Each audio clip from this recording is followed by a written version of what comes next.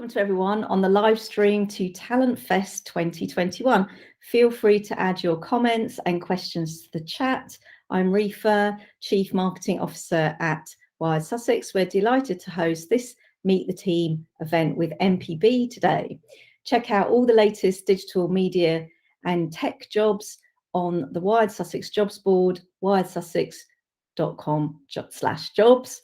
We're hosting events all this week to boost our region's thriving digital industry, helping businesses hire, nurture and keep the most talented people, the people we need to grow and deliver great work. So thanks so much to our sponsors, Legal & General, MPB, Plus Accounting and supporters Make Real and Sussex Chamber of Commerce. I hope you enjoy this session. Check out our website, wiredsussex.com/events to see what other exciting events we have on this week. So let's meet the team. I'm going to go around. Please introduce yourself and what you do at MPB, and then we'll go to Becci for more in-depth intel on MPB. So let's go with Becci first. Hi, Becci. Hello, hi. I'm Becci Edmondson and I'm Head of Product here at MPB. I joined the company almost 5 years ago. So I've been with MPB whilst it's been scaling up. So when I joined, I was about employee number 40, and I think we're about around 280 employees now. What I do as head of product is that I work with the business and our internal and external users of our platform to figure out what the highest value work is that our engineers could be working on, and to ensure that we're solving customer problems and also helping our company meet its objectives. Fantastic. Thank you so much. We'll come back to you in a second. So next we'll go to Gess. Tell us all about you. Hi, I'm Gess Pugliellei, and I am the Senior Product Designer at MPB. I joined 6 months ago, so pretty new to the company. I was working for Avalara before, and so far I'm enjoying the ride. My role is to work with the product team and engineers to make sure that we design the perfect solution, that solves our users' problems. Beautiful design. Yeah, that's your job. Excellent. Yes. Next, we'll go to Matt. Hi, Matt. Yes, hello, everyone. My name is Matt. I am a front-end engineer at MPB. I've only been here since May, so around 5-6 months. So I'm one of the relatively new ones. But I've been a front-end developer for almost 3 years now. Previously, I was living and working in France. Then just moved back to the UK, settled in Brighton, found a job at MPB, so here I am. And yeah, I'm a front-end engineer. So what that means is I take all of the nice, pretty designs that Gess makes, and I code that into what you see when you go to MPB and you click on everything and you see the buttons and the images and everything. I do all of that bit. Yeah, that's me. Fantastic. And I'm assuming that quite a lot of you are from all over the world, all over Europe. So we'll talk a bit about what makes Brighton a cool place to live and work as well in a little while. Mike, hi. Hello there, how's it going? Yeah, so my name's Mike and I am a back-end engineer for MPB. I've been at the company I was just actually checking, I've been here for now 1 year and 1 week as of today. So got quite a nice place in the team now. This is actually my first engineering role as well. So this is the kind of first experience I've had in an engineering team, and I'm really enjoying it. And I suppose what the back-end engineer role means is, as opposed to what Matt does as a front-end engineer, where he kind of makes things look the way they do and puts all the pictures and things on the page, I suppose my role probably is more about how things work. So for example, if there's like a buy now button and you click that, you expect a bunch of things to happen. You expect the payment to go through, you expect the right product to turn up, you expect an email to be sort of go into your email inbox, whatever. That's essentially the kind of the code that I write, is the stuff that kind of you don't necessarily see, but you kind of expect to happen anyway. So that's kind of, where my role fits into the company. Fantastic. Super important, making sure everything works. So we'll come back to Mike and Matt and Gess in a second. We'll talk to Becci now about what MPB is. Can you explain to me what MPB stands for? I can. It is the initials of our CEO and founder. It's a massive mystery, but it's quite straightforward. Yeah. Matt Barker. Brilliant, thank you. And so it was a one-person company, Yeah. and he's Matt started it 10 years ago now. Well, in its current form, it's been going for 10 years, but essentially he started it as a side hustle, and it's grown and grown and grown, and it really speaks to kind of what we do as, you know, making video and photo kit accessible to users. It was obviously something that there was a massive gap for, and yeah, the business has gone from strength to strength. That's fantastic. I love that about Brighton. There's so many amazing success stories, and why Sussex have been around for the beginning of a lot of different companies, growing from one person in a shed to like these multi-million pound companies, these huge sites all over the world, all over Europe. So it would be really good to hear a bit more about what MPB is all about. Are you ready to show us? Yes, let me share my screen. Thank you. Cool. So hopefully you can see that. So yeah, thank you very much for inviting us to be involved with the Meet the Team event. We're really excited to tell you a little bit more about MPB. So MPB is the world's largest online platform for used photography and videography equipment. And central to our mission is making kit accessible to our community of visual content creators. And by that, we really mean just anybody who uses photography and videography equipment to express themselves visually. So we serve content creators of all types, from those starting out with a hobby right through to professional cinematographers and everyone in between. And MPB is what is known, is part of what is known as the circular economy. And we're really passionate about our belief that used is better than new, both for people and our planet. So we buy and sell exclusively used equipment, and sustainable practices are really baked into our DNA here at MPB. And actually this year we'll recirculate over 300,000 pieces of kit, which is something we're really proud of. Since starting out in Brighton in 2011, we've actually already expanded to have operations in Brooklyn and Berlin. Apparently we have a thing about bees. And we've targeted creative communities, which means that we have the best access to talented, creative people to join our workforce as MPBers. If I move on to the next slide, I just want to show you a little video that I think really demonstrates what we're about.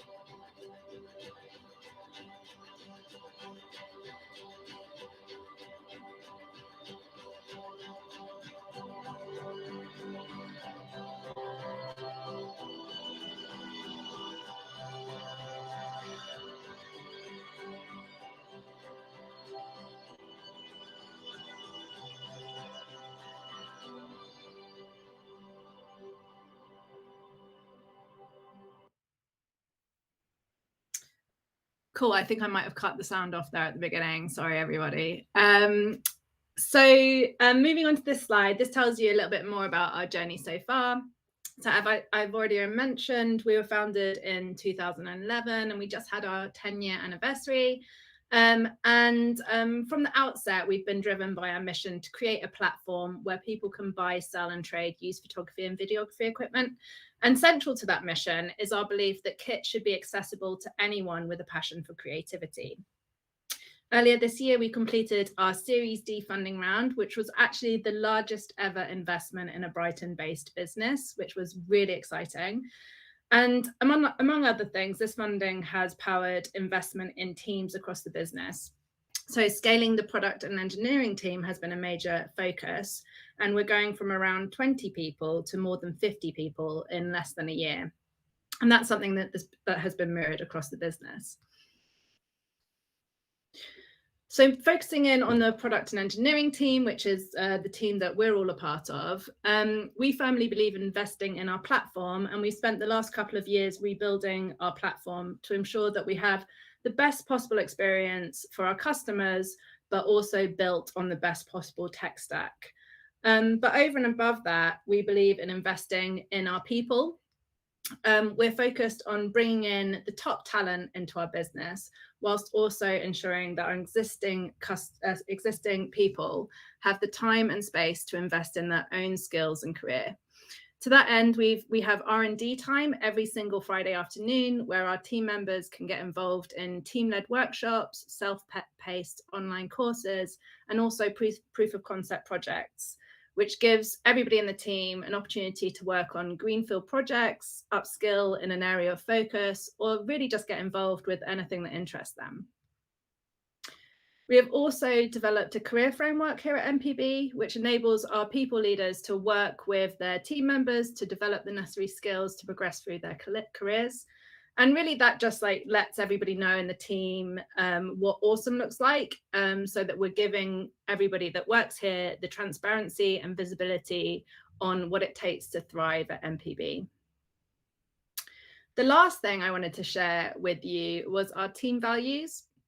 So it was really important to us before we started growing the team that we maintain the fantastic culture we have at MPB. So we took the whole team on a day out where the sole ambition was to agree our team values, knowing that having these in place would ensure that we were able to bring in new people that, you know, felt the same as us and acted in the ways that we valued. So we have these printed out and stuck on the wall, and we really try and hold ourselves to account to these statements. And whilst they're all really, really important, I just wanted to highlight a couple of my favorites.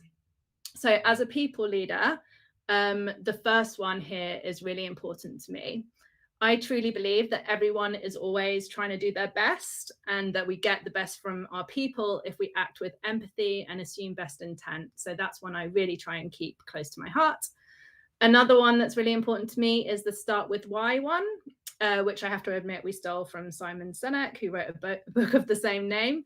But as a product person and as a user-focused business, it's really important to me that we're always able to bring all of our work back to a customer need. So, you know, we ask ourselves, what problem are we solving for our customer by doing this work? As you can see, they all cover the why, the what, and the how, but they also cover our commitment to treat each other with empathy, respect, and kindness, which is super important to me and everyone here at MPB. So that's my presentation. If you want to find out more about MPB, then you can visit our website, our blogs, or our social media pages. And yeah, thank you. Back to you, Rifa. Fantastic. Thank you so much. Thank you so much, Becci. That was really super interesting. I mean, nearly 50 million investment is pretty impressive. That's fantastic. And that means that you're able to hire a huge amount of roles at the moment as well, aren't you? So a lot of those jobs are already on our Wired Sussex jobs board. And also, I think we've got another interview as well with some of the other team members on the Wired Sussex website as well, the what we call talent talks as well. So that means that obviously that keeping hold of those values is super important as you scale. I'm going to come to the rest of the team as well. Definitely. Sorry, go on. No, I was just going to say, yeah, definitely. It's really important to us. And that was why before we started growing, that was like the one thing that we were, you know, it was so important to us that we sit down together and really thrash out what was important to us. And, you know, like making sure that we live to those and that we communicate them and that we are putting those values front and center of everything that we do is really important to everyone here. That's fantastic. And also, I suppose as well that having that time for research and development is super important to keep you all feeling creative in your roles. Does anyone want to just jump in there and just tell me a bit about maybe something that you've made or that you've created? Go on, Mike, tell me. I'll jump in here. Yeah, so we've actually got really good, I mean, I personally really value so for example, Friday afternoons, it's just R&D time. And essentially, in the kind of engineering team, we get to kind of choose what skills we want to develop in that time or any projects we want to develop. And one of the fun things that I'm currently doing is running a Python class during that time, which Matt comes along to, which I know that he enjoyed the most recent one that we ran as well. So it's a really good time for us to kind of like use or kind of like identify kind of things that we need to kind of like focus on or things that we need to learn, create as anything you want to do. So there's some people that are creating an app for morale within the team. There's myself who's created a class to sort of upskill new starters into the sort of skills that we need to use in our day-to-day roles. And it's a really sort of valuable time. I personally found it really valuable as well. So when I first started as well, as I say, it was my first engineering role. And I used that time to kind of just absolutely hammer my technical skills, because I kind of perhaps had a slight lack of technical skills when I first started. It was an associate role, so I was kind of learning every day, and I used that time to really sort of hone in on that. And now I kind of feel quite confident that I can run the classes myself, which is a bit of a weird thing to say 1 year on. But yeah, it's a really, really good time for I think everyone in the team. That's brilliant. On the job learning is so important for everybody to keep fresh with what you're doing. But also what sounds like, correct me if I'm wrong, it sounds like you can be cross-discipline as well. So, you know, other people who might not necessarily be into code for their day job might want to come to your Python meetup. Becci? Yeah, I was just going to add that something that we've tried to introduce more and more in the team is something we call T-shaping, which means that anybody can get stuck in on anything else. Like as a back-end engineer, if you want to try your hand at some front-end code, or you want to try your hand at some TA, which is test automation, then you can do that, because we have all of the processes in place to make sure that that code is reviewed and that it's checked, and you've got a mentor or whatever you might need to kind of make sure that you're developing your skills, not just in one kind of narrow area of focus, but whatever you're interested in. I think like not only is it like available for you, I think it's actively encouraged too. Not only is it actively encouraged, but you'd be given that sort of time to be like, okay, this piece of work that I'm not 100% sure about is maybe going to take me longer than somebody knows what they're doing. But we're sort of like given that time to be able to be flexible on it and get help when we need. So yeah, that's a really good thing, I think. Mike, did you want to say something else about the R&D? I was going to say actually one of the Scrum Masters comes along to that lesson as well. So it's not just it's not just engineers that come along. So anyone's welcome. That's fantastic. Back in the day when I first started as a digital project manager, I remember working with some really talented developers. And this is back in when even PHP was like new. And I remember other project managers not really understanding or having the kind of respect for what developers did, and sort of would bark orders at them, not really understanding what was going on, you know, like, and it was almost like you can code, so you should be able to know all the languages.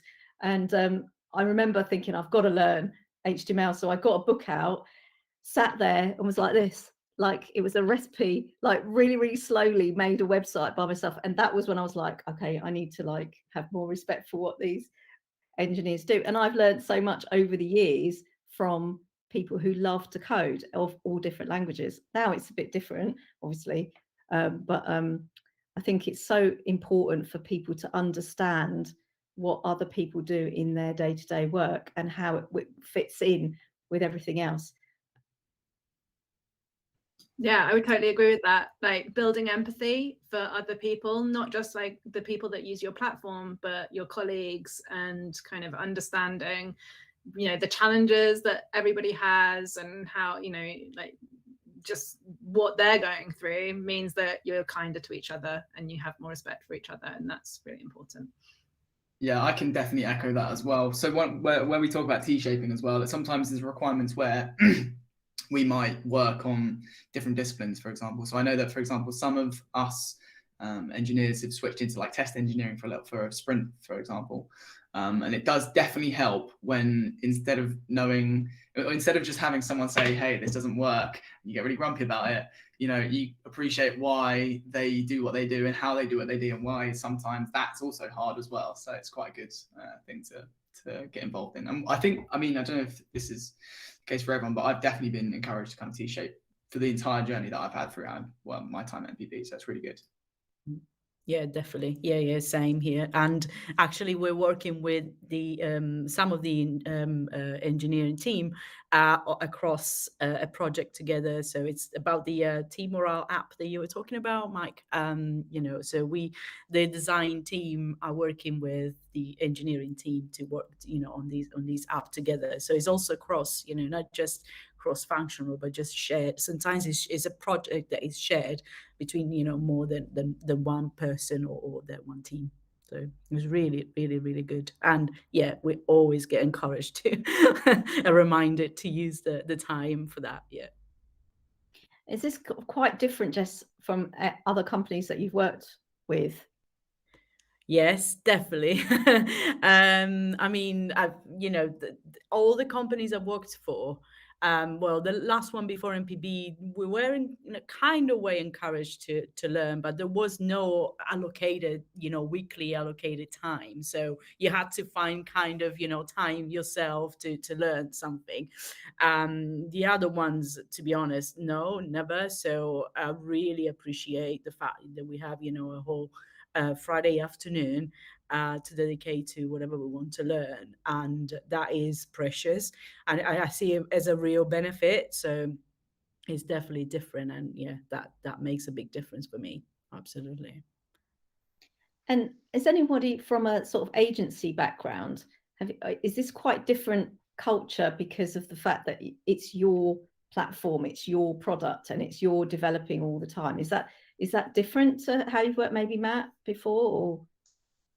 Yeah, I only have worked for a small agency before, where this was just not a concept at all. But there would still be kind of like, yeah, cross collaboration between teams and stuff. But yeah, definitely nothing as far as it goes when it comes to like, yeah, research and development time. Yeah, not all. But the structure of the company itself, it just moving on from like the research and development stuff, is quite different, isn't it, to other places you've worked before, maybe, Jess? Like the fact that it's one platform, you're not having to worry about clients in the same way, maybe. Yeah, definitely. And the research, you know, the discovery is so different, because when I used to work in London for a company in Wimbledon, they were a relatively small company, but working with really, really big clients. And we're talking, you know, Credit Suisse, Harrods, these big names.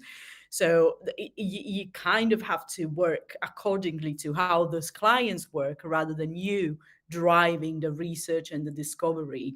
So obviously you try to consult with them and trying to drive them through the right, you know, way of doing things. But, you know, these big clients especially, you have to always juggle in between what the company's values are and what the client wants. So the difference is massive, and I'd rather work, you know, for a company like MPB, where you can actually, you know that your discovery process, your learning process is all focused on you know, the well-being and of the people that work for the company, and focus on the users to have the best experience as well, because I don't see the two things as separate, you know. And also, if you are happy in a company where you're working and you feel like you're encouraged, you're understood, there's empathy towards you, you automatically develop empathy towards your users as well, I think. So So there is a big difference. And, as I say, even before I was working for MPB, I was working for a big company, American corporate. And the people were lovely, never had issues, but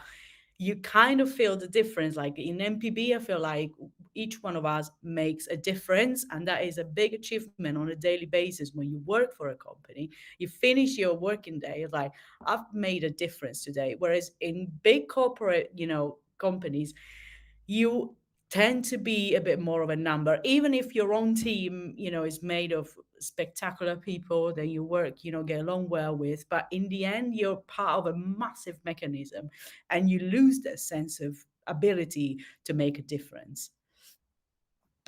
Fantastic. That sounds amazing.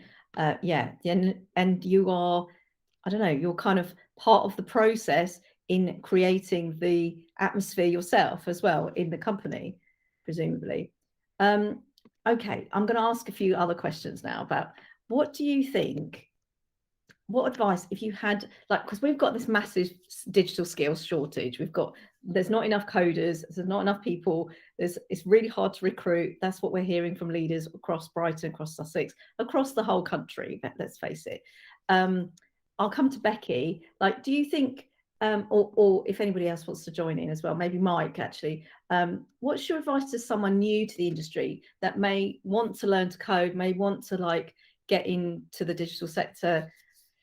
What do you think they need to be thinking about? Yeah, I suppose I'll pick this one up. I suppose I might have probably been one of those people who didn't know how to and kind of elbow or shoe on his way in, basically. But so for my personal experience, I think there's a lot that you can do yourself to kind of upskill as well. So I spent quite a lot of time before my role here. Just to give a bit of context, I studied geography and I hadn't done any programming at all until about 2 years ago. So I basically kind of self-taught a bunch of stuff in my spare time.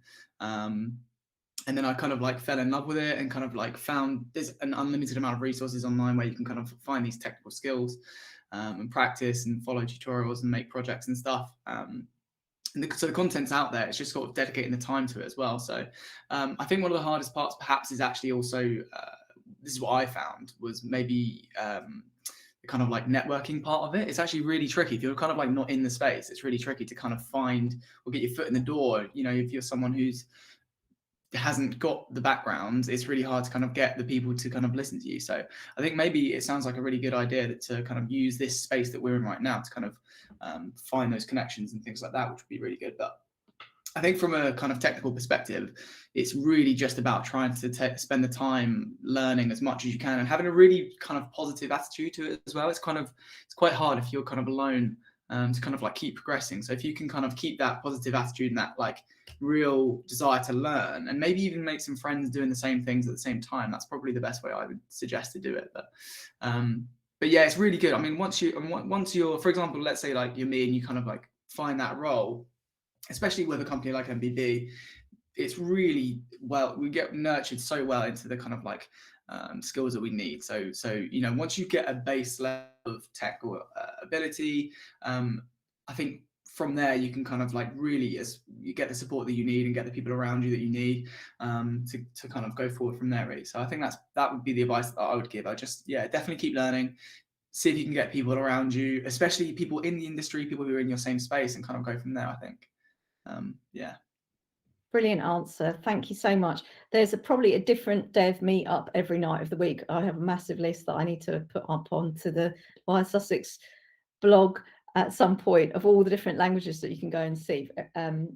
But obviously a lot of them weren't available during lockdown, but they're generally coming back to to life now.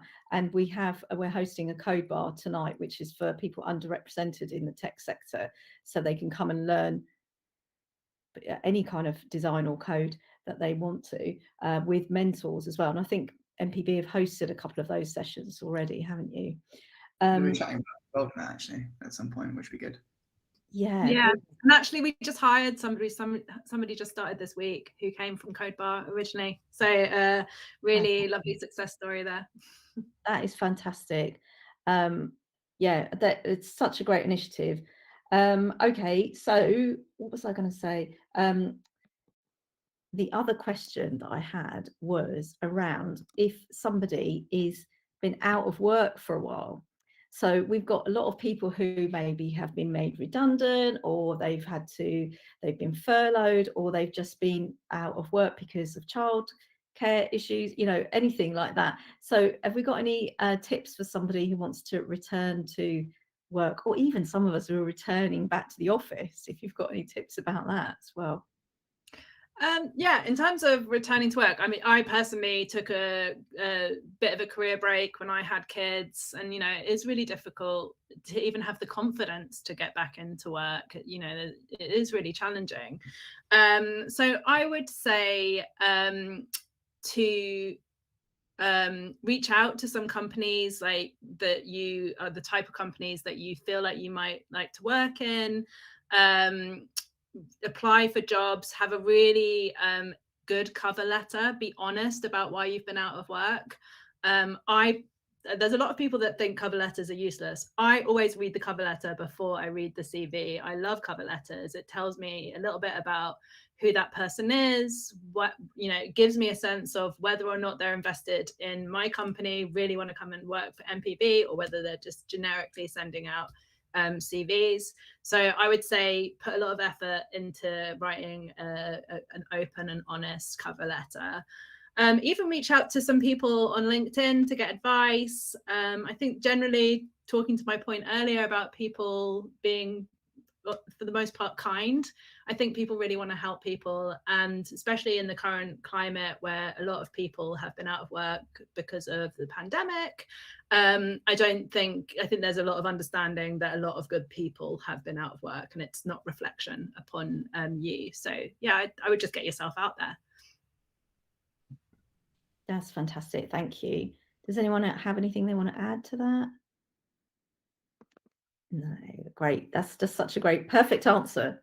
I love a cover letter too, because people just sort of whiz off things, and you just get a real sense of that, whether they really want to work for your company, because I think that's what we all want to know, don't we? We want you to have sat and thought about your application and thought about the company and done your research, and not just kind of sent a blanket letter to everybody or a CV to everybody. And LinkedIn is always one of my top tips as well. Jess, did you want to jump in there? Yeah, I just wanted to say that it's so easy to spot a copy and paste cover letter because it's, and when it becomes so impersonal, you don't even get to the point where you look at portfolio, the CV at that point. So I think, it pays back to put some real time and thought into the cover letter. And I think from the person that, from the job seeker's perspective, while you write a cover letter, that will help you understand if you really want that job. Sometimes it happens, this job sounds good, I'm going to start writing a cover letter. And then you say, I can't find really a motivation what I would want. Maybe, so that tells you maybe that's not the right job for you, or the right company for you. So I think writing a cover letter is a bit of a test with yourself, if you really want that job or not. Yeah, definitely. And we've got Helen Murdoch from your HR department, your recruitment person. She's doing a talk for us this afternoon at 4:00. We're all going to be watching that and asking questions to her as well, which would be great. Okay, so my next question is, people love Brighton. Lots of people are moving down from all over the country, especially London, to join us in Brighton. What do you like working with?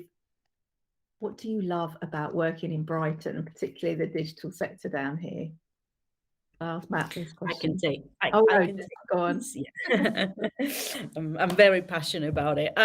Well, the thing is that, it's true, people love Brighton, but I know there's also a bit of resistance from, people who work and live in London to move away from the big city.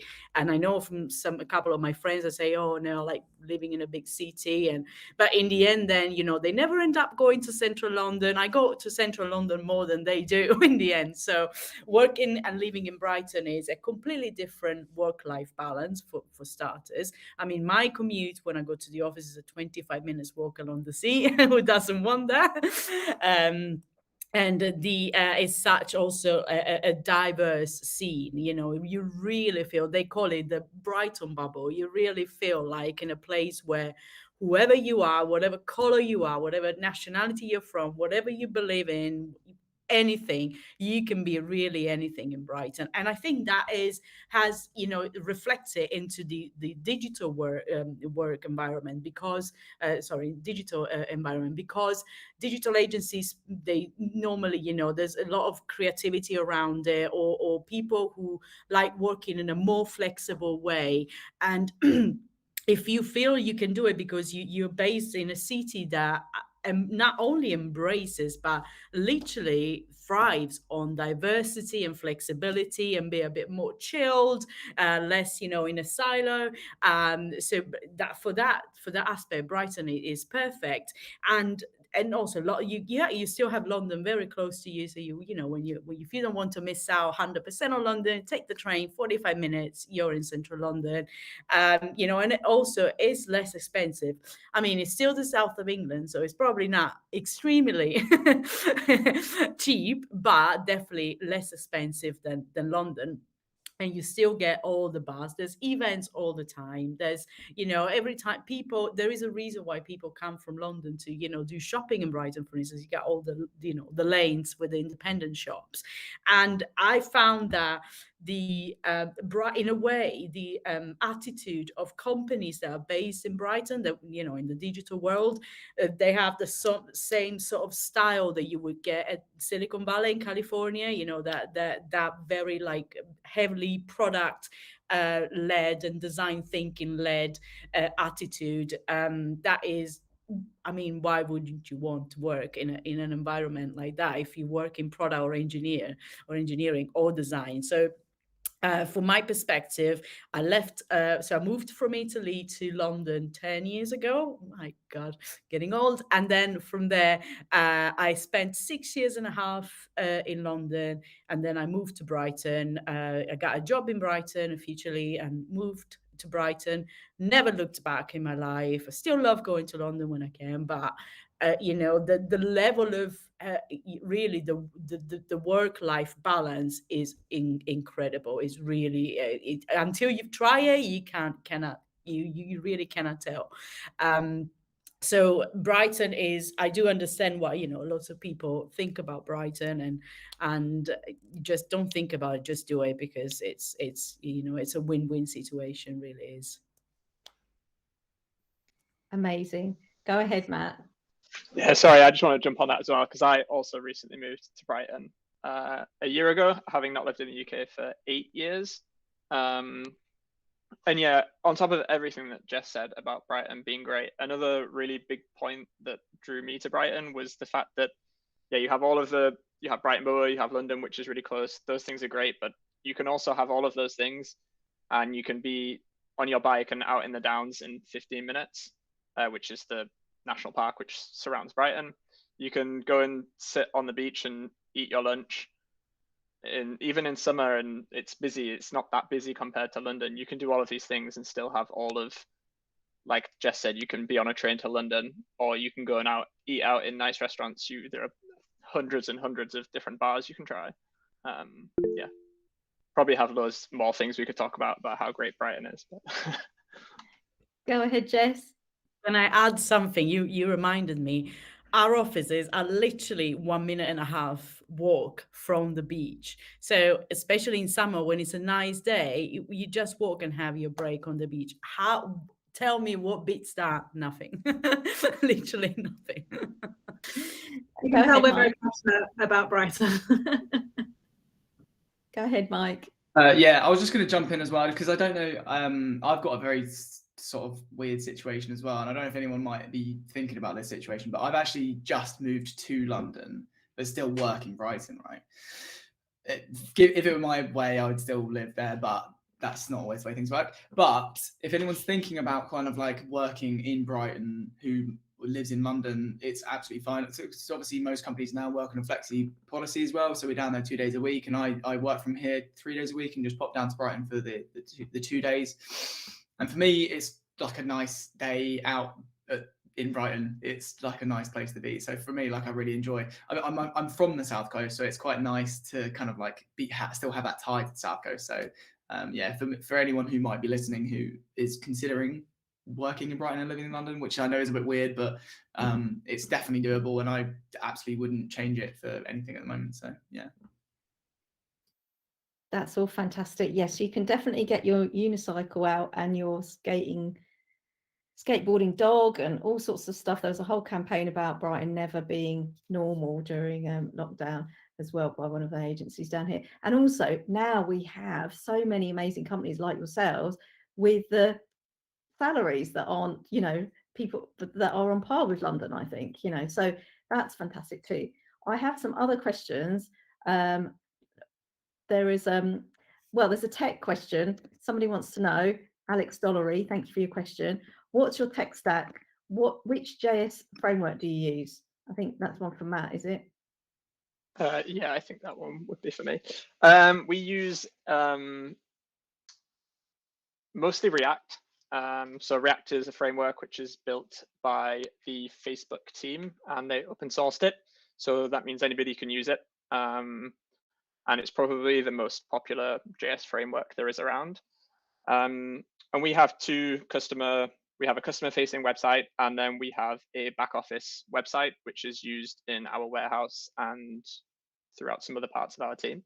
They're both built using React, but our front-end facing, our customer-facing one is also leveraging Next.js, which is another open source framework which uses React to do some magic little bits.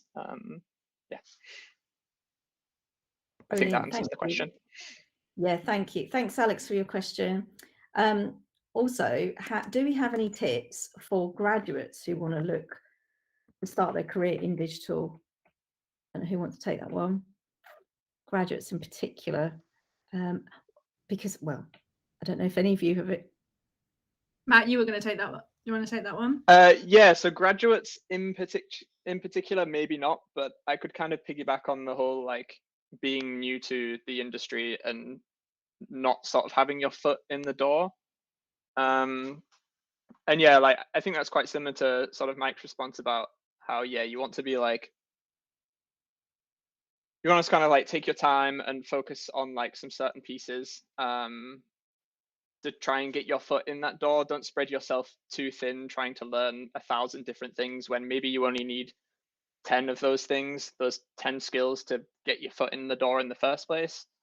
I think it can be really overwhelming as well. You see all of these demands of skills. You need these, and in reality, when it comes down to it, you probably don't need all of those.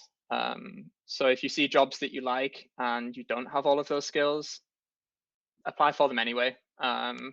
Like Becci said, write a good cover letter. And I think most good companies would rather take a look at your cover letter and think this person is really passionate about working here, and they maybe have half of the skills that we need.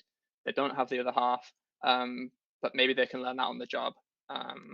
Don't just like count yourself out before you've even given yourself a go to get the job, if that makes sense.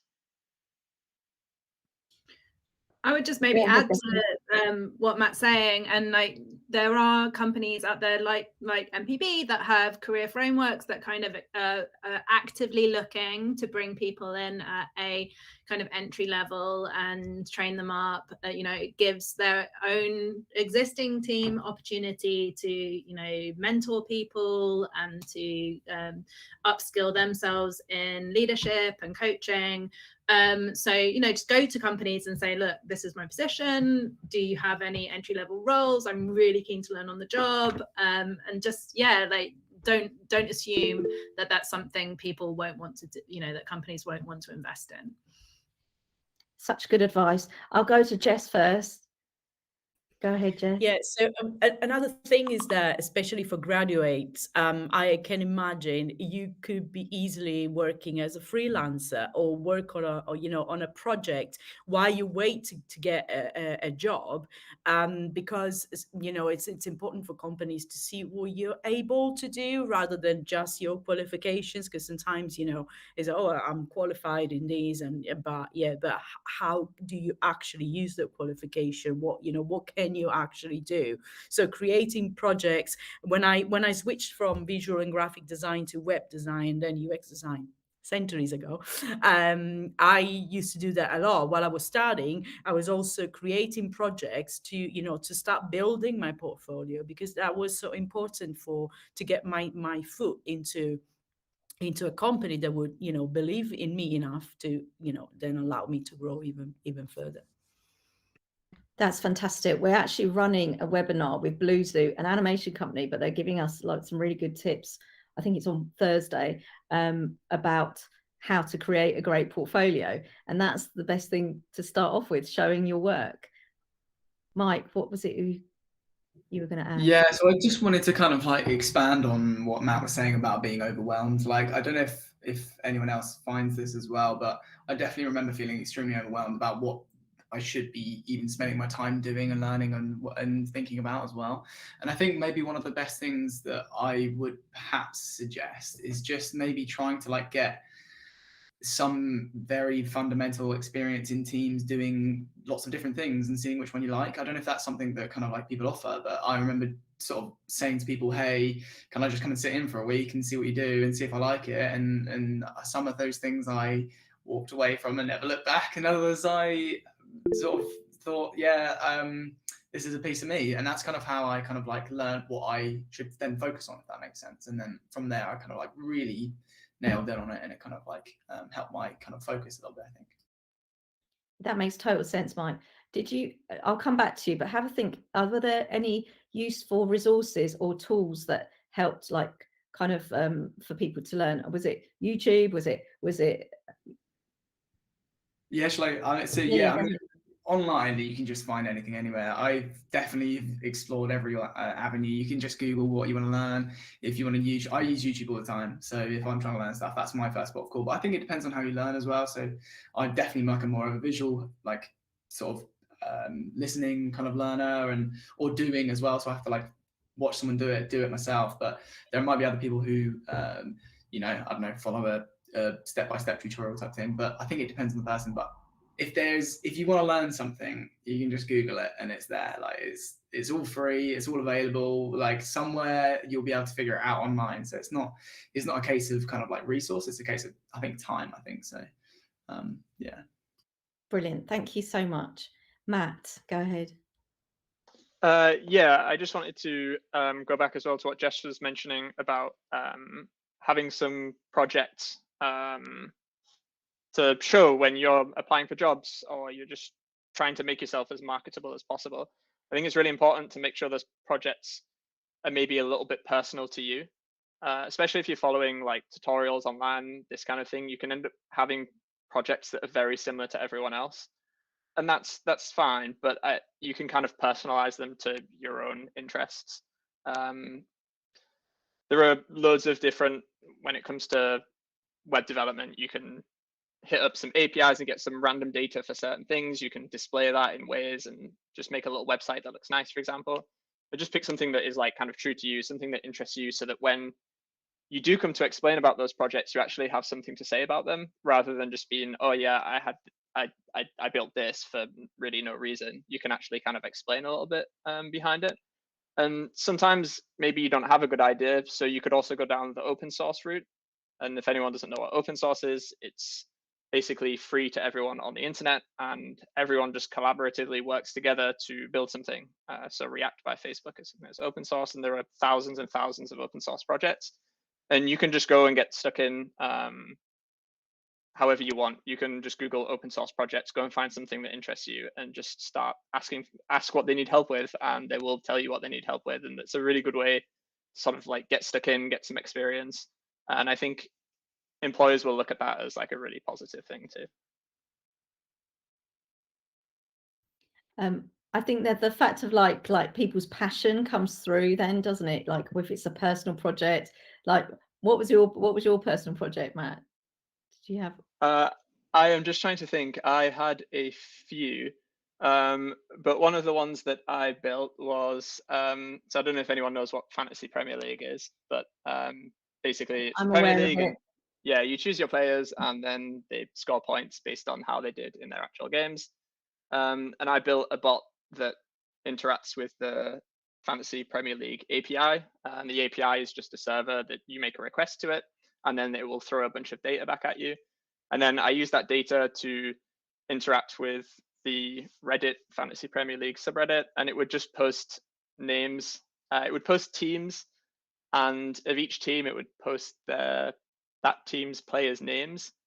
And the idea was that people could go on there and then comment on the names and basically say, how did this player do during the week? So then you could go onto this thread at the end of the week, and if you like didn't get a chance to watch a game, you could just go and see what this player, like somebody would just comment on it and be like, oh, this player played well, he did this thing, and then you could check it out, and then you knew how your players did. Yeah. I love Not that. the coolest one, but I don't know, but well, I have to say, lots of people are obsessed with football, so we get it. Mike, did you want to say? Yeah, I'm one of those people. My project was a prediction engine to work out who's going to win the weekend games. Makes no sense. And that's a genuine project. I've seen CVs where lots of people put like all their barista jobs and all their swimming and voluntary stuff, and then very small down at the bottom they've put their personal passion projects. And that's the bit that I want to see. If they haven't got a lot of experience, what are they spending their time on? If they're building something that loads of people are getting involved with and they're having a great time playing D&D on the weekend, or doing their fantasy football league, that's fantastic. That's what we want to know. Does anyone else want to jump in? Yeah, that's what I was doing. Now I wasn't, although I love football, but I wasn't doing any project related to football. But I was when I was trying to, when I was transitioning from graphic design to web design and UX UI, what I was doing is going through existing websites, even famous, and analyze them, and how would I redesign them based on, I don't know, UX or, whatever, all the analysis that you can do on a website. And that really, it's why, is really eye-opening. And it puts you into also like into a mental state where you're doing the job. It's not your job, but you're already doing the job, and and you're creating opportunities around you.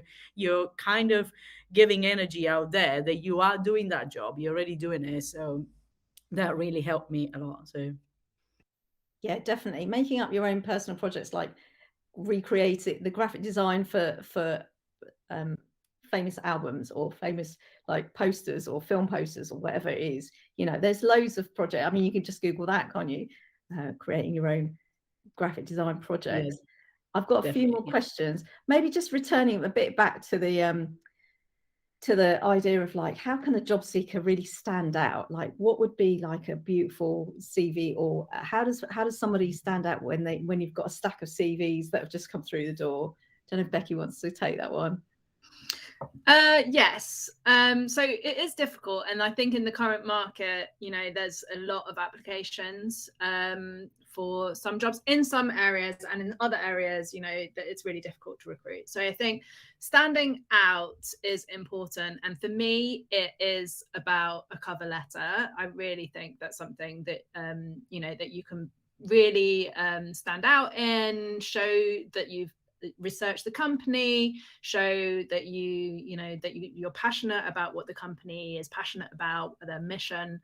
But also for me, it is really about culture fit. I think you've seen from the way that we've been talking, fitting in with our company's values and the way that we like to work is really important. So try and get a sense of what try and get a sense of what a company believes in, or what type of company they are, and then when you kind of put yourself across, try and reflect that back. I think it's always a good idea, if you've made an application, to drop a note to the hiring manager on LinkedIn and say, by the way, I've just sent my application across, I hope you have a moment to look at it, I'm really interested in the company, etc. And remember that the company is just as worried about finding a good person as you are about finding a job. We've done a lot of recruitment over the last year, and for me, I've been so focused on, I just want a really awesome person, and what if we don't find somebody, and what if they don't like our company?